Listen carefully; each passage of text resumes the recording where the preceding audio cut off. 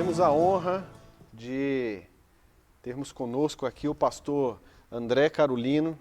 É para nós uma grande alegria tê-lo aqui, convidado pelo pastor João Geraldo.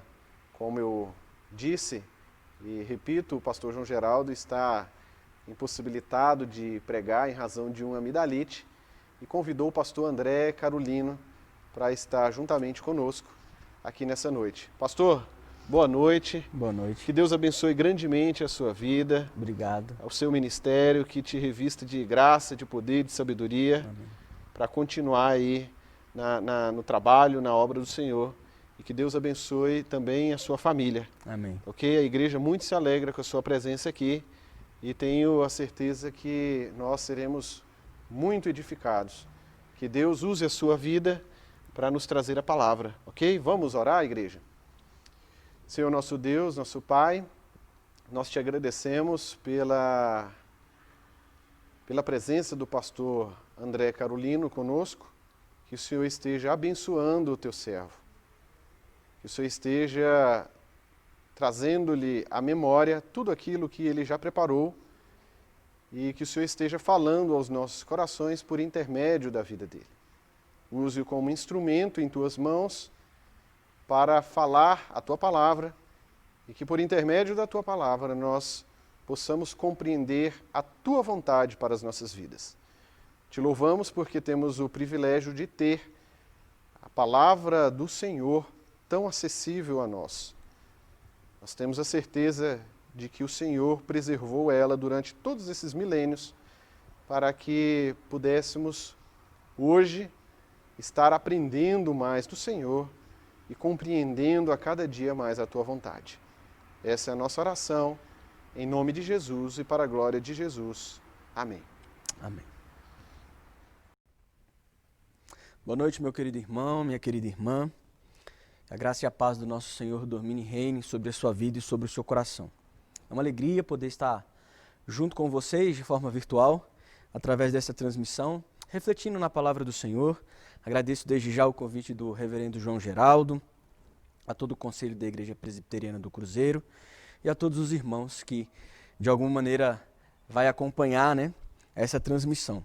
Quero refletir com os irmãos no capítulo 42 do livro de Salmos. Abra comigo sua Bíblia em Salmos, no capítulo 42. É um salmo didático dos filhos de Corá. Eu vou ler todo o salmo, ele é um salmo curto, tem apenas 11 versículos. Salmo, capítulo 42. Leiamos a palavra. A palavra do Senhor diz assim: Como suspira a coça pelas correntes das águas, assim por ti, ó Deus, suspira a minha alma. A minha alma tem sede de Deus, do Deus vivo. Quando irei e me verei perante a face de Deus? As minhas lágrimas têm sido meu alimento dia e noite, enquanto me dizem continuamente: o teu Deus onde está? Lembro-me destas coisas, e dentro de mim se me derrama a alma, de como passava eu com a multidão de povo e os guiava em procissão à casa de Deus, entre gritos de alegria e louvor, multidão em festa. Por que estás abatida, ó minha alma? Por que te perturbas dentro de mim? Espera em Deus, pois ainda o louvarei, a Ele, meu auxílio, Deus meu. Sinto abatida dentro de mim a minha alma. Lembro-me, portanto, de ti, nas terras do Jordão e no monte Hermon e no outeiro de Mizar. Um abismo, verso 7, chama outro abismo. Ao fragor das tuas catadupas, todas as tuas ondas e vagas passaram sobre mim. Contudo, o Senhor, durante o dia, me concede a sua misericórdia, e à noite comigo está o seu cântico, uma oração ao Deus da minha vida. Digo a Deus, minha rocha, por que te olvidaste de mim? Por que hei de andar eu lamentando sobre a opressão dos meus inimigos? Esmigalham-se-me os ossos, quando os meus adversários me insultam, dizendo, o teu Deus onde está? Por que estás abatida, ó minha alma? Por que te perturbas dentro de mim? Espere em Deus, pois ainda o louvarei, a Ele, meu auxílio e Deus meu. Vamos orar? Feche seus olhos. Senhor, nós nos colocamos diante do Deus que é Pai, Filho e Espírito Santo, diante do Deus que é Trino, rogamos pela Tua graça e pela Tua misericórdia. Deus, que o Senhor tenha misericórdia da minha vida, do meu coração, que eu possa ser um instrumento do Senhor nessa noite, que eu possa falar as palavras do Senhor, que eu diminua para que o Senhor cresça e que o Teu Santo Espírito, Deus, que habita em nós, possa transformar o meu coração e o do coração dos meus irmãos que me assistem, de forma poderosa, pessoal e particular. No santo nome de Jesus Cristo é que nós oramos e Te agradecemos. Amém. Meu querido irmão, o título que eu dei para essa nossa mensagem, para esse sermão, é A Alma Sedenta. A alma sedenta. Sabe aquele desejo de estar perto de quem você ama? Você com certeza já sentiu esse desejo e nos dias que estamos vivendo de distanciamento social, talvez isso tenha visitado o seu coração de uma maneira mais forte. Sabe aquela saudade de um amigo, de uma amiga, de um parente? Sabe aquele desejo de estar perto, de estar na presença daquela pessoa que nos faz bem? Pois bem, esse salmo, o Salmo 42, ele nos fala disso. O desejo natural de estar perto e próximo daquele que amamos, ou daqueles que amamos. Esse salmo, ele foi escrito pelos filhos de Corá. Corá foi um homem, uma pessoa que se rebelou contra Deus no Antigo Testamento. Não sei se você vai lembrar. Lembra? Quando ele organizou uma rebelião contra a liderança de Deus, quando ele se rebelou contra Moisés. Mas, por incrível que pareça, neste salmo, nós vemos que Deus graciosamente preservou a descendência de Corá, colocando os filhos de Corá como levitas na sua casa.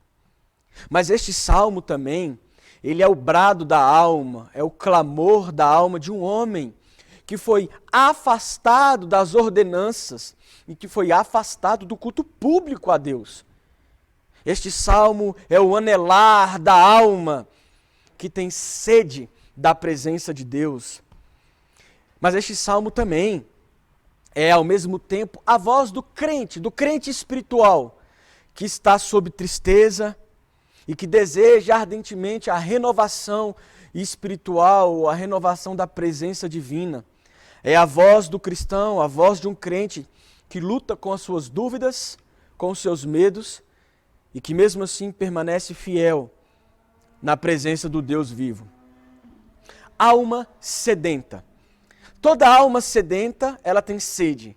E aqui nós vemos três grandes verdades. A alma sedenta do nosso texto, ela tem sede do Deus vivo. Do versículo 1 ao versículo 5, o Salmo nos mostra isso. E o Salmo começa trazendo uma ilustração. A corça. A corça sedenta, ela só se satisfaz após encontrar as águas do rio. Assim como a corça zurra em desespero por água, a alma do homem grita em oração. Como suspira a corça pela corrente das águas, assim por ti, ó Deus, suspira a minha alma. E o salmista ora porque ele estava excluído do culto público. Vamos ver isso daqui a pouquinho. A sua alma anelava pela presença de Deus. Da mesma forma que a corça zurra pela água, a alma do homem brama, a alma do homem grita, a alma do homem suspira. Ela tem sede da presença, mas ela tem sede da presença do Deus vivo. O verso 2 nos mostra isso. A minha alma tem sede de Deus, do Deus vivo. Sabe aquela sede que seca a garganta? Eu lembro que quando eu era mais novo e jogava futebol, eu lembro que diversas vezes a minha garganta ficava seca. E ela ficava tão seca que quando eu engolia a saliva ela descia rasgando a garganta. Sabe aquela sede que seca a garganta? Eu não sei se você já sentiu isso, mas se você já sentiu isso, você vai se lembrar. É uma sede, e quando você engole aquela saliva, e a saliva ela desce rasgando, aquilo dói, aquilo incomoda, não é agradável. Mas conforme a gente vai bebendo a água, a garganta vai sendo umidificada, vai sendo molhada, e vai vindo o alívio instantâneo. Assim estava a alma do salmista, seca, dolorida, incomodada, aflita. A sede, querido, é um desejo perpétuo. Sempre vamos sentir sede nessa nossa natureza humana.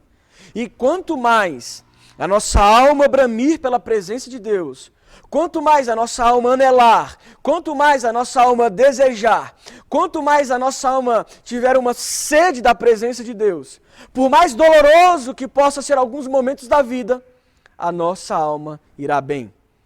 A fome, ela pode ser disfarçada, a sede não. A sede, quando vem, ela é terrível, e se a sede não for saciada, ela mata. É por isso que quando a corça fica sedenta, ela fica desesperada atrás de água. O salmista diz que ele tem sede, e ele tem sede do Deus vivo. E quando o salmo traz Deus vivo, é para fazer um contraste com os outros deuses, com os ídolos que não têm vida, com os ídolos que são mortos. O salmista tem saudade de Deus, do Deus que é vivo. Sua alma tem sede de Deus, e não somente dos ritos cultuais, não somente do templo, do espaço físico, não apenas saudade do outro, do irmão, do próximo, mas ele tem saudade da presença do Deus que é vivo. Somente um Deus vivo, de fato, pode dar vida ao homem. Somente um Deus vivo, de fato, pode saciar a sede existencial da alma humana. É a famosa frase de Santo Agostinho, que diz assim: fizeste-nos, Senhor, para ti, e o nosso coração anda inquieto, enquanto não descansa em ti. Assim como a corça sem água perde a vida, a alma do homem sem Deus desfalece. Sabe esse vazio, esse buraco dentro do peito? É o grito da alma humana que tem sede. É a sede existencial por Jesus.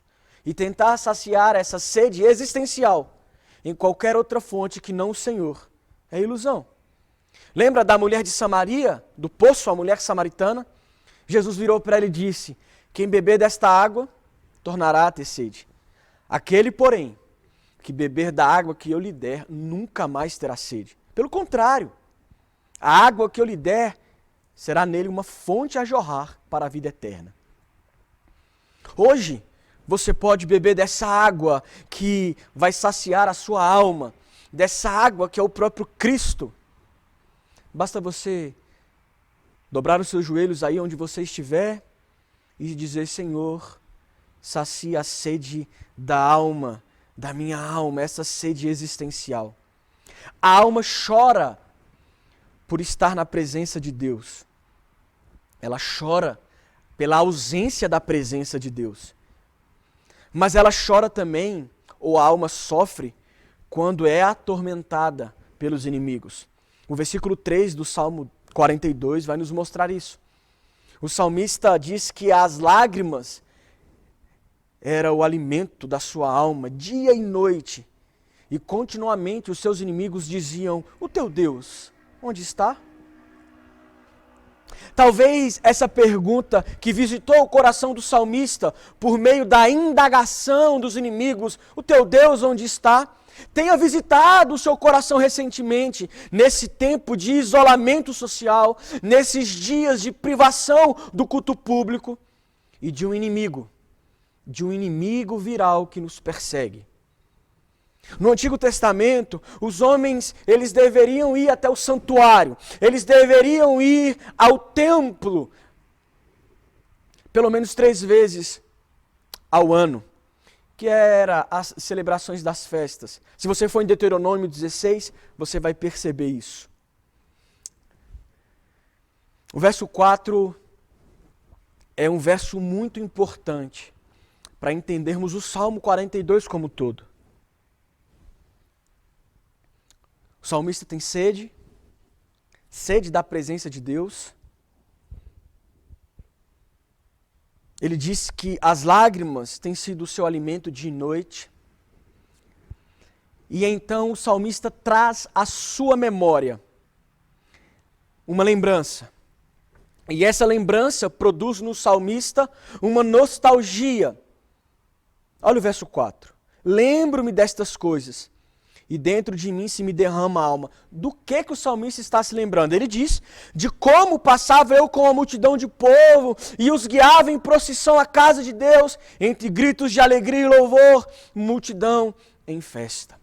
O salmista traz à sua memória a lembrança de quando ele ia à casa de Deus, de quando ele guiava o povo à casa de Deus, de quando ele ia juntamente com o povo à casa de Deus, cantando, louvando, exultando. Mas ele não poderia mais fazer isso. Ele estava privado de ir à casa de Deus. Ele estava privado do culto público. Ele estava privado da reunião comunitária. Ele estava privado de cantar e adorar o Senhor com o outro, com o próximo, com o irmão, com o membro do corpo. E essa lembrança traz dor ao coração do salmista, porque ele desejava essa comunhão. Ele desejava estar na casa do Senhor. Mas ele estava privado. Privado da bênção do culto público, da presença de Deus, quando os irmãos se reúnem em adoração. Afinal, queridos, nada pode ser mais doloroso ao coração do cristão do que duas coisas. Primeiro, a face oculta de Deus e a presença de inimigos furiosos. Esse é o contexto dos Salmos. O salmista está privado da presença do Senhor. E lembra comigo, no Antigo Testamento, o templo, o culto, o espaço físico era importante, porque ali era onde Deus se manifestava, ali era onde o povo se reunia para adorar ao Senhor. Ele não poderia, ele estava privado. Estudiosos vão dizer que esse salmista, os filhos de Corá, eles estão exilados. Mas ao tempo em que eles estão privados da presença do Senhor, eles estão na presença de inimigos. E isso derruba o mais robusto coração, a ausência de Deus e a presença do mal.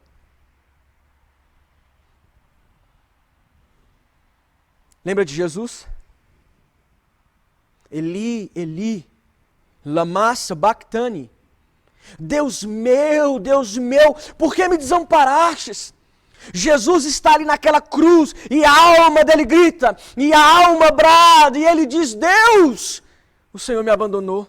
A tua face está oculta e ao mesmo tempo os inimigos estão presentes. A ausência de Deus e a presença do mal derruba, traz dor e traz sofrimento para o coração mais robusto. Essa reflexão do salmista no verso 4, da alegria do passado, de ir à casa de Deus, de conduzir o povo à casa de Deus, naquele momento traz angústia ao coração, à alma. Ele desejava o culto público, ele desejava estar com os irmãos, ele desejava louvar ao Senhor. A falta de comunhão gerou abatimento na alma. Verso 5. Porque estás abatido, a minha alma. Percebe? No verso 4 ele lembra que ele ia à casa de Deus, que ele ia ao templo, que ele tinha comunhão com os irmãos. E quando ele percebe que ele está privado de tudo isso, ele diz no verso 5. Porque estás abatido, a minha alma. Porque te perturbas dentro de mim. Espera em Deus, pois ainda louvarei a Ele, meu auxílio e Deus meu. A falta de comunhão com Deus e com a igreja, de estar junto como igreja, leva o salmista a questionar-se: por que estás abatido, a minha alma? E por que te perturbas dentro de mim? Percebe? Talvez o sentimento do salmista é o sentimento que visita o seu coração nos dias que estamos vivendo.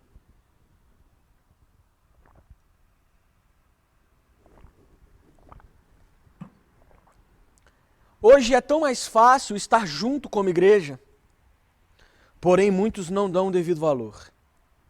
Talvez, essa pandemia que nos priva da comunhão irá distinguir quem de fato ama estar junto como povo de Deus, daqueles que eram apenas acostumados a vir a um templo e a um espaço físico. Você anseia estar junto como povo de Deus? Ou esse isolamento talvez mostrou para você que tudo bem, dá até para viver sim, sem ir à igreja e sem me reunir com as pessoas. Dá sim, dá para viver assim. O salmista desejava tanto a comunhão com os irmãos e o culto público no templo que a sua alma fica abatida. O seu espírito fica perturbado.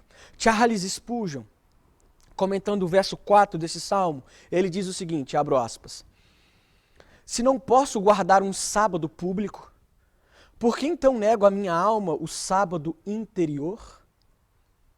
Porque estou agitado como um mar tumultuoso? E por que os meus pensamentos fazem um barulho como uma multidão em revolta? Percebe? Spurgeon está dizendo, calma, espere no Senhor. Em tempos como este, que estamos vivendo sem poder ir ao templo, você membro da Igreja do Cruzeiro sem poder vir a este espaço aqui onde eu estou, para cultuar e adorar a Deus juntamente com os irmãos, estar na presença de Deus, isso gera na sua alma uma sede de comunhão e naturalmente uma sede da presença de Deus com os irmãos. Charles Spurgeon nos ensina, se não podemos, aqui eu vou trazer para o domingo, né? Spurgeon fala de sábado, da perspectiva do Antigo Testamento, mas eu trago para o domingo, para a perspectiva do Novo Testamento. Se não podemos, ou se estamos privados de um culto público, de um domingo público diante do Senhor, nós não podemos negar o nosso domingo interior, o descanso, o esperar em Deus. Sabe, o salmista não tinha a tecnologia que você tem para acompanhar as pregações, o culto, como essa que você tem acesso agora. Se mesmo com essa tecnologia, se mesmo com essa transmissão, nós sentimos falta do culto público, sentimos falta da ordenança conjunta, da comunhão com os irmãos, de estarmos juntos como igreja diante de Deus. Agora imagina isso no contexto do salmista. O Salmo 42 nos ensina que não podemos nos contentar somente com o culto particular. Precisamos ter em mente e precisamos valorizar ainda mais o culto solene, o culto público, a comunhão, o abraço do irmão. E em meio a toda essa dinâmica santa, a presença de Deus. Falar que ama a Deus e não ter prazer em estar junto como igreja, não sentir saudade dessa comunhão, não sentir saudade dessa adoração coletiva e pública, é sinal de uma espiritualidade disfuncional. Mesmo assim, o que o salmista nos ensina? Ele traz esperança à memória. Ele diz no final do verso 5, espera em Deus, porque Deus é o nosso auxílio. O que acontece, querido irmão, querida irmã, com a alma que deseja a presença de Deus e não pode publicamente e presencialmente cultuar com os irmãos, essa alma sofre. A alma que tem sede, ela tem sede, primeira verdade do texto, ela tem sede de Deus e do Deus que é vivo. Mas uma segunda verdade que esse salmo nos mostra é que a alma que tem sede do Deus vivo, quando ela não tem a presença do Deus vivo, essa alma ela sofre sem Deus. Do verso 6 ao verso 10, o Salmo vai nos mostrar essa verdade. A alma que deseja pela presença de Deus, mas ela está em exílio como a alma do salmista, ou ela está longe da presença de Deus, essa alma geme e essa alma sofre. Olha o versículo 6 e o versículo 7. Sinto abatida dentro de mim a minha alma.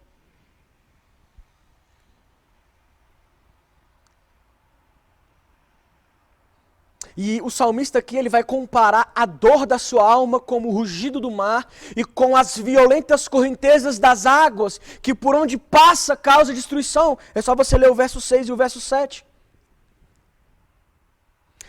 Você provavelmente já tomou aquele caldo no mar, talvez quando criança, não sei. Eu me lembro muito, é uma memória muito vívida. Eu entrando no mar, vim daquela onda forte, eu achando que era mais forte que o mar. A onda me leva para baixo, gira meu corpo, leva meu corpo de um lado para o outro. Aí sabe quando a onda passa, você já está ali na beira da praia, você levanta perdido, sem saber onde você está, água salgada entrou pelo nariz, você está coçando os olhos, e quando você menos espera, vem outra onda, e a outra onda te leva de novo para baixo, joga o seu corpo de um lado para o outro. O salmista está dizendo que a alma dele estava assim.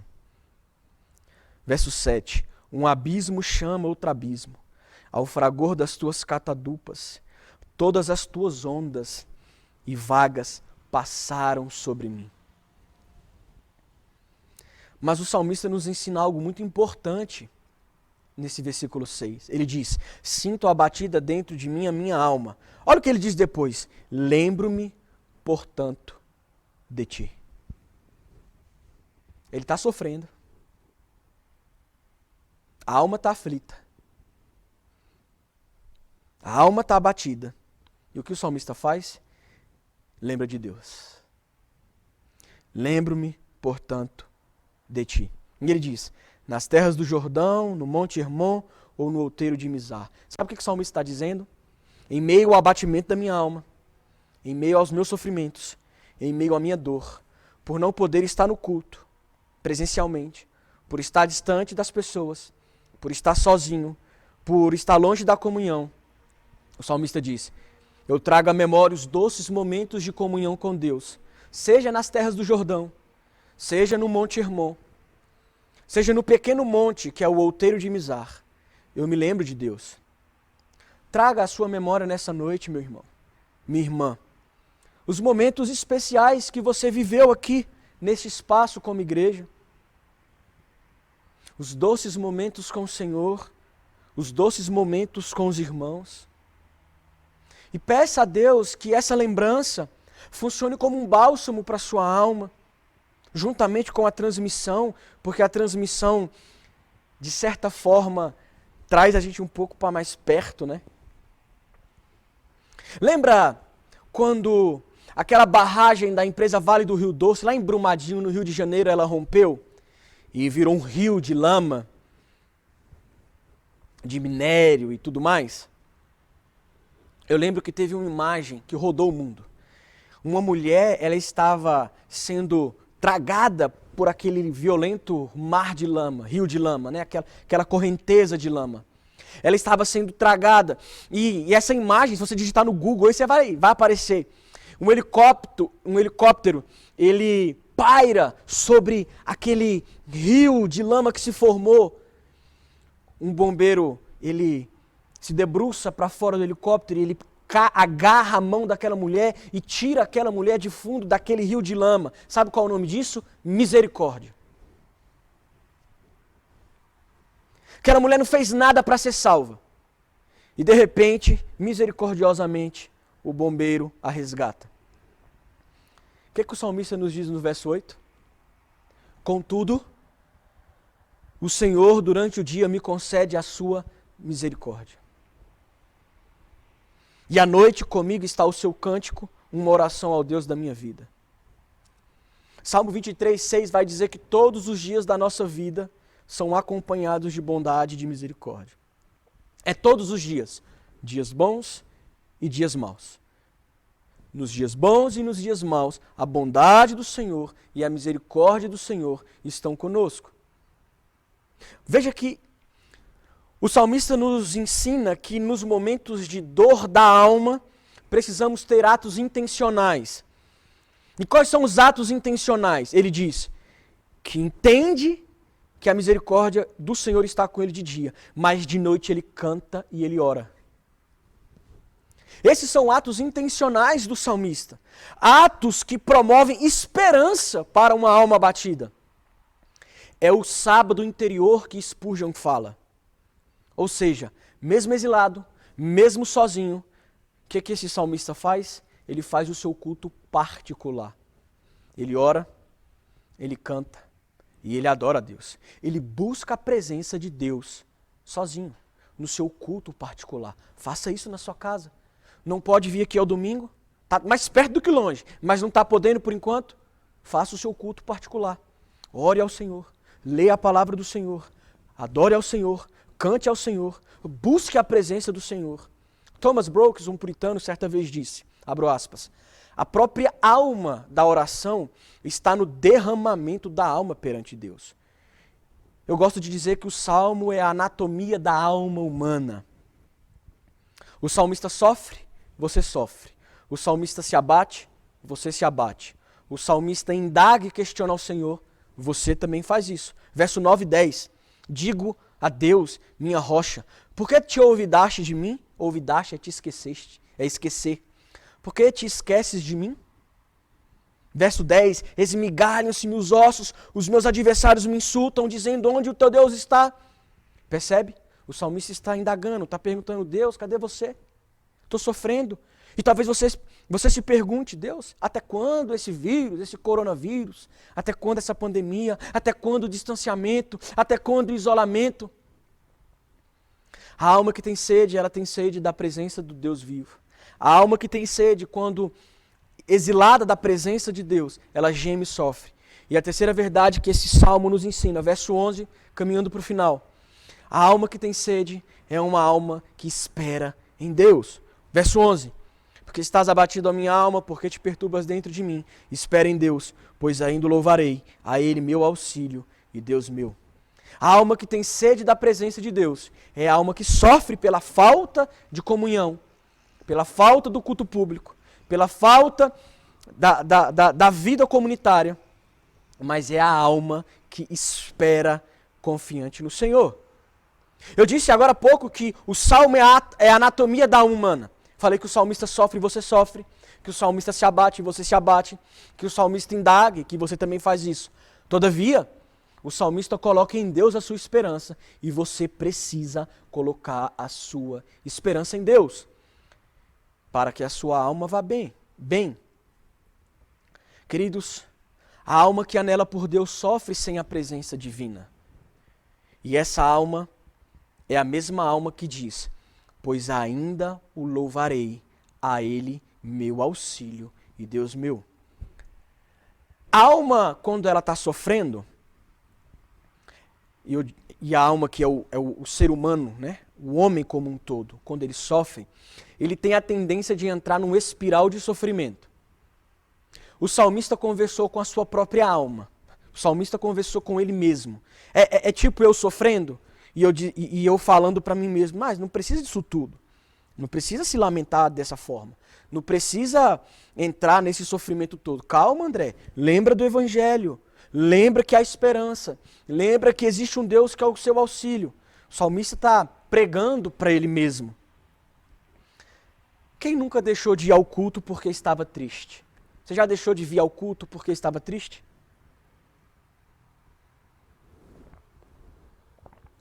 É a pior decisão que você pode tomar. Porque esse salmo nos ensina justamente o contrário.